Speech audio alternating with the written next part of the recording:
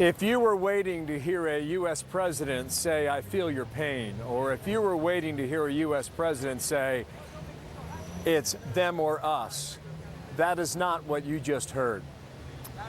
President Obama called the attacks here in Paris a setback at one point. He was asked, "Is it time for you to change your strategy?" More or less, he said no. "Have you underestimated the abilities of ISIS?" More or less, he said no. "Do you understand how to defeat ISIS?"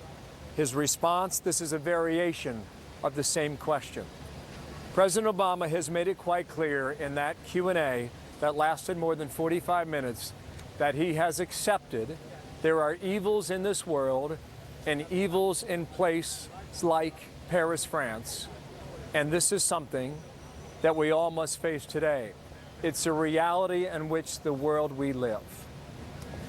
If you're at home wondering with your own set of anger and your own set of fears about what could happen next, you are not alone, because that's precisely what you feel here in Paris, France. And if you're waiting for clarification on your feelings through that Q&A, you weren't going to get it. The president's strategy, as stated over the weekend, continues as is. Brett Baer hosts a special report with me now. And Brett, you were listening. Your impressions from Turkey a moment ago. Well, Bill, I tell you, this was striking. This was truly striking that the president, first of all, he started, and he obviously thanked his Turkish hosts. It took him about a minute to get into the attacks of Paris. He talked about cyber talks and climate change, and then talked about the Paris attacks. You're right. He said the strategy is essentially not changing.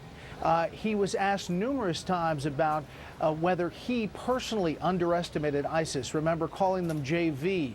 Just last week doing an interview that said that they were contained on the ground in Syria and Iraq, and he pushed back and even seemed angry at some of those questions, he said, being similar.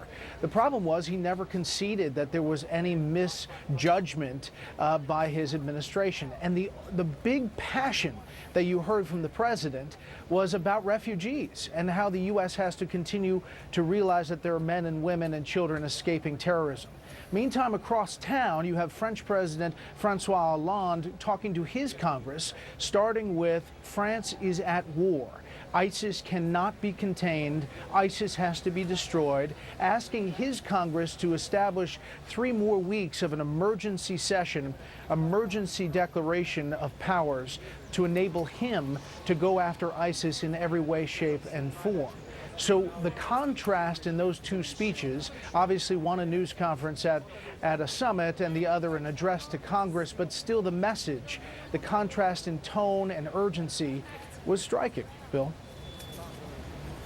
If you have people willing to die, it's hard to stop them. That's what the president said.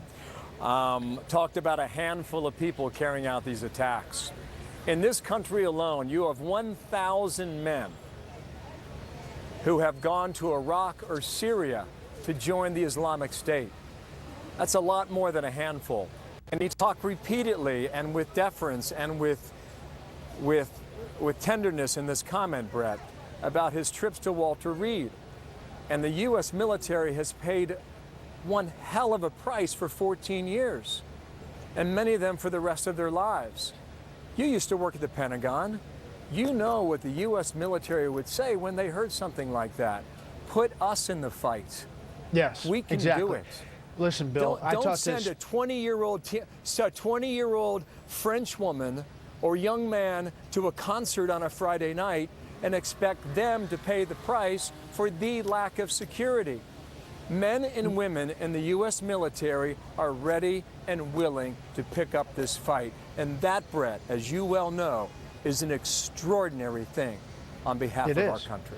It is. Listen, I talked to a special ops commander who's engaged currently, and there is this palpable frustration. Unleash them. Make them go after this threat.